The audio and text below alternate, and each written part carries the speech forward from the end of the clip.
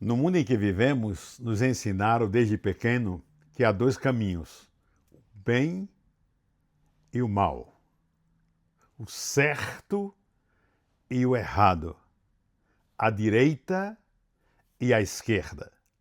São regras da vida que não podemos mudar. E são regras bíblicas também, a palavra de Deus, que nasce no coração de Deus, na mentalidade de Deus para nós, porque Deus não precisa de ser advertido quanto a essas divisões. Deus fala a nós. A Bíblia, o livro sagrado, nos adverte sobre o caminho de luz e o caminho de trevas. O caminho do homem bom e o caminho do homem mau.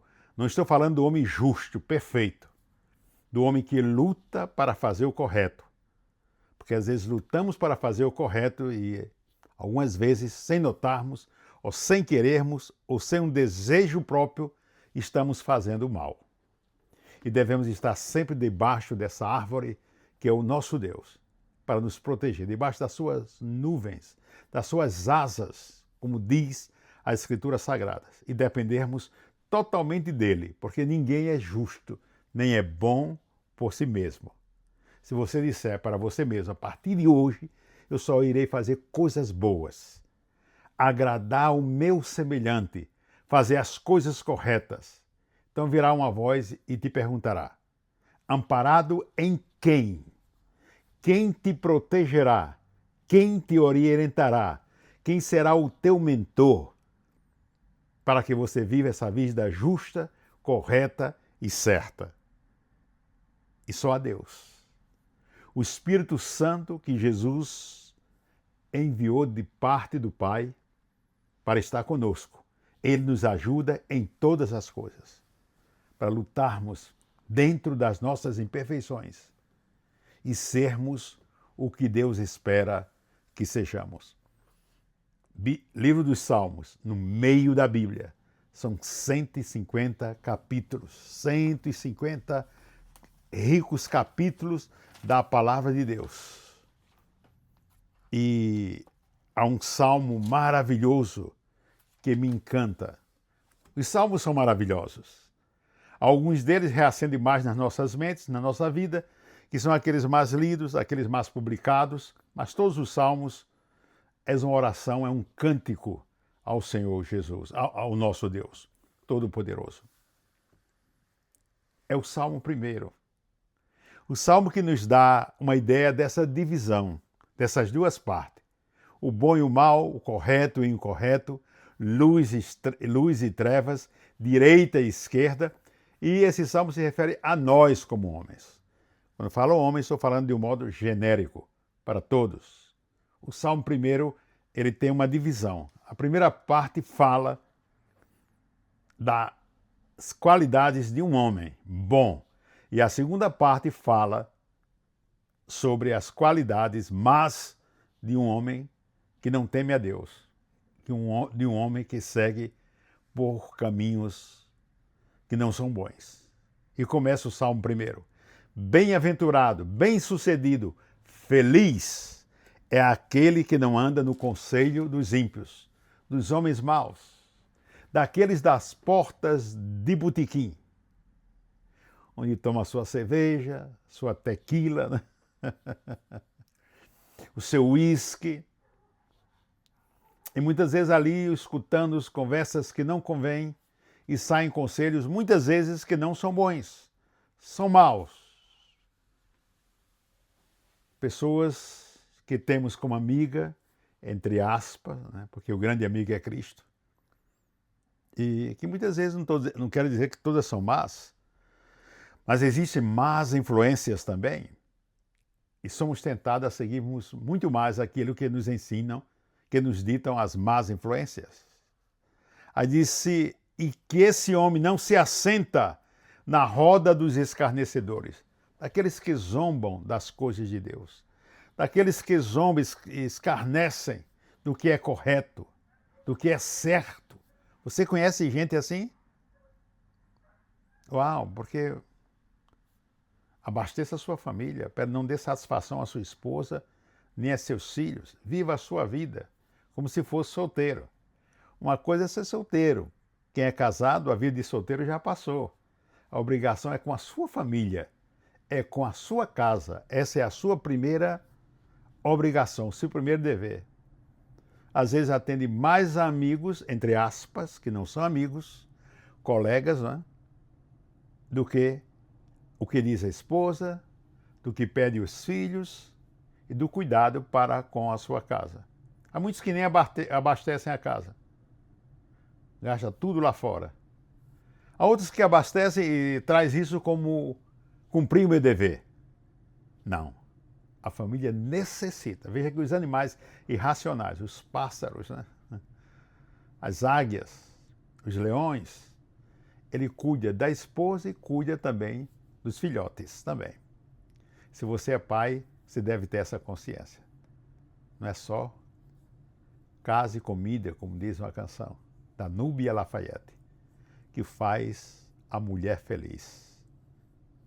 É o aconchego, é o cuidado de um pai, de um protetor da casa. Pelo contrário, esse homem, o seu prazer dele está na lei do Senhor, está em obedecer a Deus, está em fazer a sua vontade. E se o prazer desse homem está em fazer a vontade de Deus, ele é um homem que conhece a palavra de Deus, que conhece a Bíblia Sagrada, que escuta e guarda no coração e pratica como ação aquilo que a Bíblia Sagrada pede. E ela só pede o que é correto para o homem. Não há outro livro, outra bússola, outro guia como a Bíblia Sagrada. Pelo contrário, o seu prazer está na lei do Senhor e na sua lei ele medita dia e noite. É constante a comunhão dele, a amizade dele com Deus. Amigo ouvinte, de quem mais você é achegado? De um amigo? De um parente? Sim, não quer dizer que você não tem amizades, coleguismo. Mas a maior amizade é estarmos perto do Altíssimo, perto de Deus. Ele nos orientará em todas as coisas. Medita dia e noite nos ensinos da palavra, nos ensinos de Jesus, nos ensinos do Espírito Santo e de Deus Pai. Este homem é como árvore plantada junto a uma corrente de águas. Já viu como são as árvores plantadas junto a correntes de águas nos rios, né? Nos açudes, nos grandes lagos? Elas são verdes, são viçosas, trazem bons frutos também. Que qualidade de fruto você está produzindo? Onde você está plantado, onde você está plantado. E diz que essa árvore, no devido tempo, dá o seu fruto. Em alguns países, nós estamos passando agora pela época de muitos frutos. No Brasil, no Nordeste principalmente, época de manga e de tantas frutas que eu vejo nas lives que eu vejo, né? No Nordeste principalmente, tantos frutos, porque a árvore boa dá o seu fruto na estação própria. Eu e você somos árvores de Deus e devemos dar bons frutos. Não só na estação, como as árvores comuns. A todo tempo devemos produzir bons frutos, e cuja folhagem não murcha, e tudo o que ele faz será bem sucedido. Na outra tradução diz, e tudo que esse homem faz, se ele teme a Deus, se ele anda nos caminhos de Deus, tudo que ele faz, onde ele pôr suas mãos, prosperará, haverá prosperidade. Já escutou ouvir de alguém dizer, essa pessoa onde põe a mão, destrói tudo, acaba tudo, quebra tudo. Mas essa outra pessoa, onde ela põe a mão, tudo prospera. Há uma inteligência, uma sabedoria. E quando você vai analisar o porquê dessa diferença, de um que põe as mãos e destrói tudo, de outro que põe as mãos e tudo prospera, quando você vê a raiz, a terra onde ele está plantado é boa terra. Ele é um homem que teme a Deus, ele é um homem que vai à igreja, ele é um homem que não só tem uma religião, mas ele ama Jesus em seu coração. Ama fazer as coisas de Deus e ama fazer as coisas corretamente. Agora vem outra classe de homem, a partir do versículo 4 do Salmo 1. Os homens maus não são assim. Os bons é a primeira parte. Agora, os homens maus, chamados também de ímpios, não são assim. São, porém, como a palha que o vento dispersa, sem rumo. É uma folha seca caída no chão, como diz a música, né? Onde o vento a manda, ela segue. Não tem direção. Que o vento dispersa. Por isso os homens maus, os ímpios, os homens que não temem a Deus, que praguejam contra Deus, que vivem na terra como animais, para comer, beber e desfrutar, e não sabem que um dia vão perecer. Ou vai perecer esse homem. E vai encontrar-se cara a cara com a eternidade. E lá também só existem dois caminhos, a Bíblia diz. O caminho da vida e o caminho da morte. O caminho dos céus e o caminho do inferno. E você deve ter bem a certeza. Não, lá Deus cuida de mim. Não, você tem que atestar aqui segundo o seu comportamento de vida. Ele vai determinar para onde você irá. Morreu, todo mundo é bonzinho. Eu digo sempre que no funeral é um lugar, como se diria a palavra, é um lugar menos verdadeiro, né? É um lugar onde elevamos o defunto que está ali no caixão e sabemos que não foi boa gente, que não produziu bons frutos, era uma pessoa má. Olha, morreu, não bula, porque morreu. E tantos elogios e tantas coisas no funeral. É o momento mais mentiroso que existe. Não em todos os funerais, não para todos os defuntos. Que alguém chega a perguntar, uau, de onde está essa pessoa que esse clérigo, esse pastor, esse padre, esse representante da família está falando de coisas tão boas? Ele não viveu esse comportamento. Não? Então, é o lugar mais fantasioso, é um funeral muitas vezes. Por isso, os maus não prevalecerão no juízo, naquele grande dia que Deus, frente a frente com Deus, Satanás de um lado. Se você o aceitou aqui na terra, Jesus, ele será seu advogado. Ainda que você cometeu coisas que não deveria de cometer e as confessou antes de morrer e pediu perdão, você estará em suas mãos. Satanás tentará arrancá-lo das mãos do Senhor. Isso não. Ele fez isso, isso e isso. Fez, eu sei, mas ele confessou e arrependeu-se no tempo oportuno. E não irá para suas mãos, Satanás. Mas aquele que viveu a vida aqui ao seu bel prazer, como quis, vivia como animal só para comer e beber e desfrutar dos prazeres que vinham à sua mente, esse não terá parte, diz a Bíblia, não sou eu, é a Bíblia Sagrada, não terá parte no reino dos céus.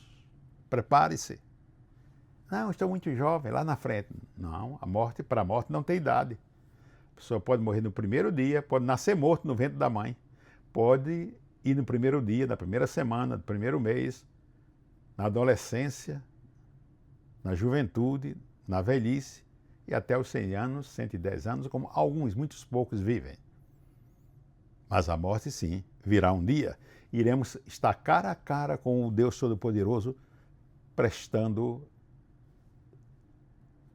as nossas contas segundo o estilo de vida que vivemos aqui na Terra. Um estilo independente de Deus ou um estilo que dependia da graça de Deus. E continua.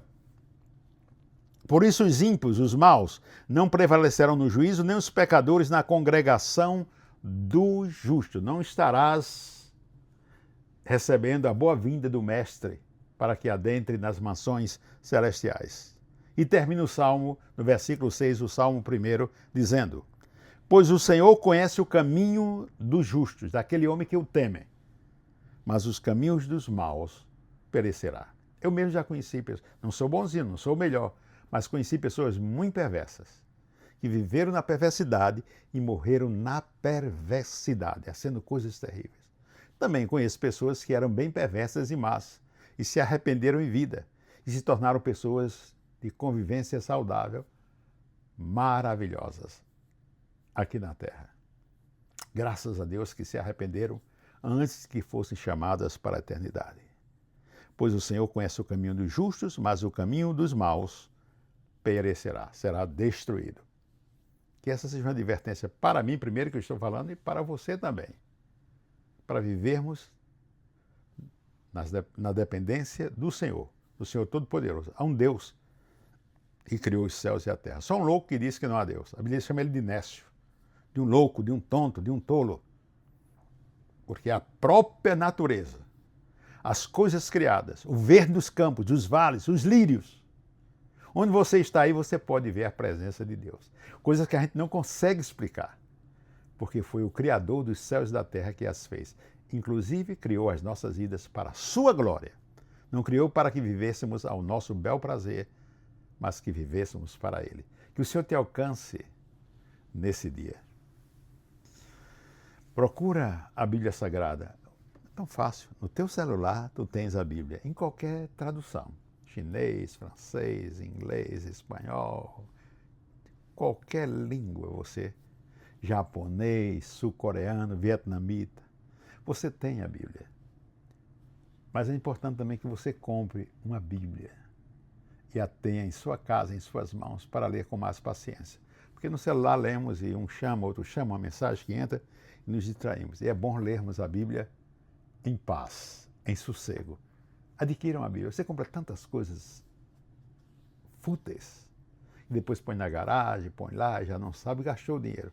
Compre a Bíblia Sagrada, leia a Bíblia Sagrada, coma essa palavra e você verá a diferença. Sabe por que eu falo assim? Porque eu quero ver feliz, prosperado. Você quer ser prosperado? Você diz, sim, toda semana jogo na loteria. Essa semana morri de rir que alguém perguntou, você joga na loteria? Ele disse, não, deixei de jogar. Isso por quê? Porque tive medo de tirar e perder o Bolsa Família. Isso é só para nos distrairmos e darmos uma risada. Então, tirar na loteria é encontrar Jesus, ter Jesus no coração, em nossas vidas, ser uma nova criatura, ter o nome escrito no livro da vida. Eu espero que você faça isso. Eu já o fiz. Espero que você tome a mesma decisão. Você vai ver como as coisas vão mudar dentro da sua casa. Convivência com sua esposa, com seus filhos. Procure uma igreja vizinha à sua casa. Procure uma igreja. Procure um líder certo, correto. As pessoas apontam muitos líderes, falam muito mal dos líderes, mas existem líderes maravilhosos que estão aí para a sociedade, para a comunidade. Buscam a igreja da palavra comprometida. E às vezes não é uma igreja muito grande, é uma igreja pequenininha, que Deus te manda para estar aí e ser alimentado. Que Deus o abençoe a sua família e seja o que você está passando. Deus é poderoso. Se não sabe fazer muito, traz joelhos, não? Dobre seus joelhos, clame ao Senhor no seu quarto, na sua recâmara, com sua esposa, ou só, ou com sua família. Diga, a partir de agora nós vamos ter um novo modelo de vida. Vamos buscar ao Senhor Jesus e vamos ser criaturas transformadas. Leia no seu recôndito do seu quarto o Salmo de número 1. Pastor Elcio Nunes, desde Houston, Texas. Este é o nosso canal. Se gosta das nossas palestras, nossas palavras, coma-las e envie a outras pessoas. Que Deus o abençoe em grande.